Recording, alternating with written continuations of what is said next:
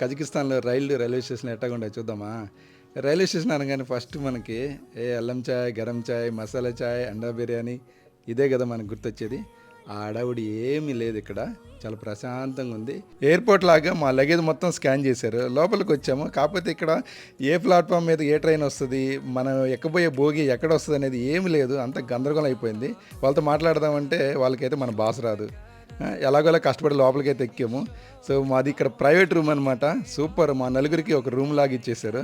So ఇది మాకు వచ్చేసి రూ. 1,500 పడింది. సుమారు 700 కిలోమీటర్లు సిమ్కెండ్ నుంచి ఆల్మట్టికి. ఈ ట్రైన్లో వాష్రూమ్స్ సేమ్ ఫ్లైట్లో ఉన్నట్టే ఉందనమాట. ఒకటికి రెండుకేమో ఒక సపరేట్ వాష్రూమ్ పెట్టారు. పళ్ళు తోముకోవడానికి, మొహం కడుక్కోవడానికి ఇంకో సపరేట్ వాష్రూమ్ పెట్టినారు. చూస్తుండగానే మనం అయితే ఆల్మట్టికి అయితే వచ్చేసాము. సో ఈ వీడియో మీకు నచ్చితే ఒక లైక్ కొట్టి సబ్స్క్రైబ్ చేసుకోండి అబ్బా. అలాగే ఫ్యూచర్ నా ట్రిప్స్లో మీరు రావాలనుకుంటే నా వాట్సాప్ నెంబర్ పెడతాను. నన్నైతే మీరు డైరెక్ట్గా కాంటాక్ట్ అవ్వచ్చు. Okay, bye bye.